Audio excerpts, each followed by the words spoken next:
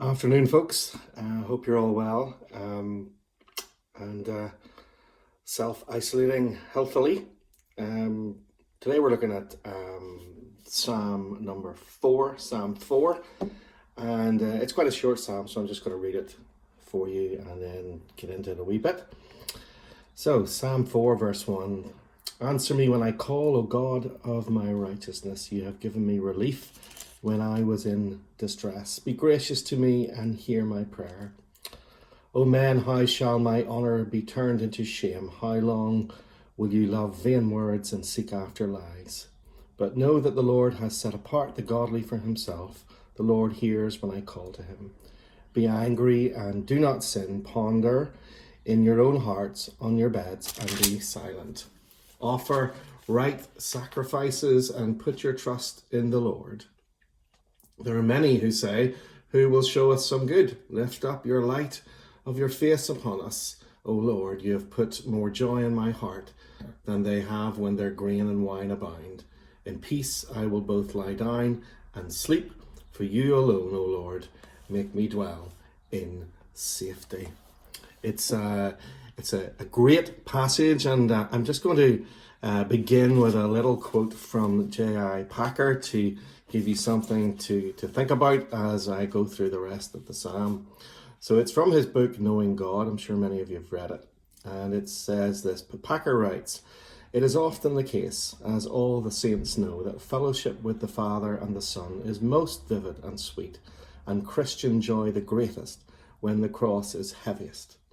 Packer then suggests two ways of handling the trials of life when we cannot for the moment see God's purpose in them. He says, first, by taking them as from God and asking ourselves what reactions to them and in them the gospel of God requires of us.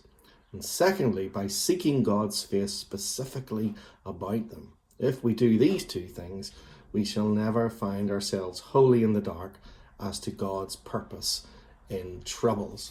Now, the entire psalm is a psalm of confidence and trust that David has in the Lord. He begins by asking, answer me when I call, O God of my righteousness.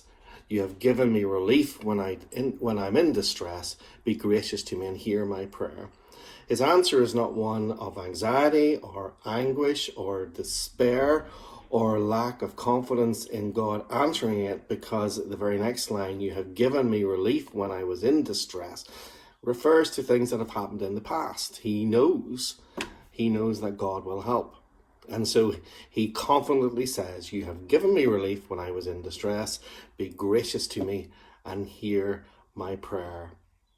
He then contrasts that confidence with what men have been doing, or what his situation is, the kind of trouble that he's in, the context of life as he finds it at the time. And then he goes on in verse 3 and confidently says again, the Lord hears when I call to him. So he begins by confidently saying, you've helped me in the past. He continues by confidently saying, he hears me when I call. He then goes to the faithful and he says to the faithful, be angry and do not sin. Ponder in your own hearts on your beds and be silent. So what's he doing there? Well, it's only natural in times of distress that we get angry. Now, sometimes we get angry with God, sometimes we get angry with the situation because it doesn't quickly resolve itself. We get angry.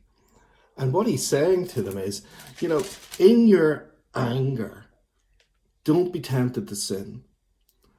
If you remember in Psalm 2, it was all about understanding God's righteousness, understanding that God is there to help us, to be respected, and to be someone that we should be in awe of. So he said, do not be angry and do not sin, because there's a kind of little warning in there that says, being angry with God is, something that you really need to consider, given that God is our judge. God is our judge.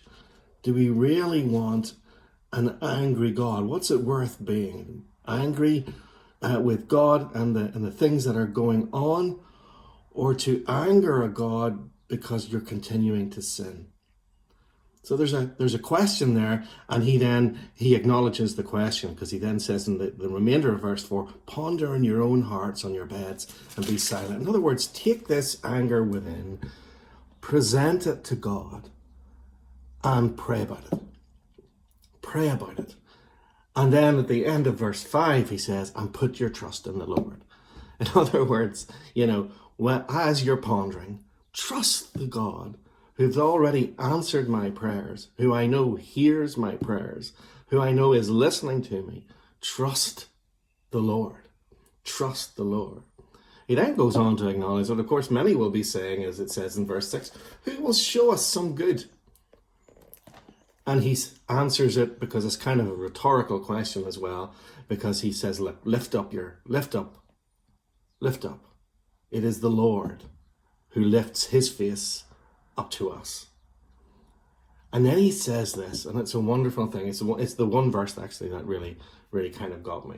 You have put more joy in my heart than they have when their grain and wine abound.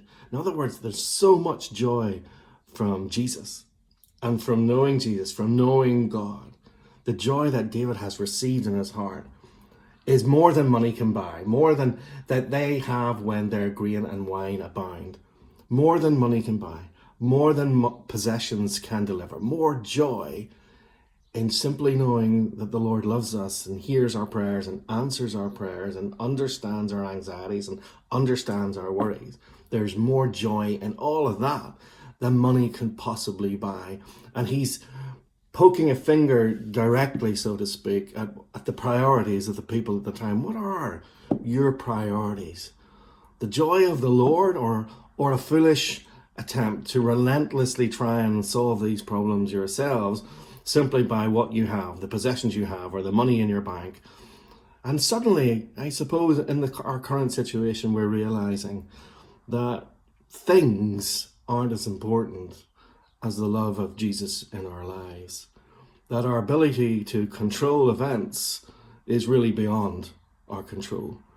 That we have to acknowledge a sovereign Lord, that we have to take time to, as he says in verse 4, ponder in your own hearts on your beds and be silent. We have to take time to consider what are the priorities in our lives. And David's priority is, well, it's incredibly straightforward. Verse 9, in peace I will both lie down and sleep. For you alone, O Lord, make me dwell in safety. He knows where his safety is. He knows where he is safe. He is safe with the Lord. What about you? Amen.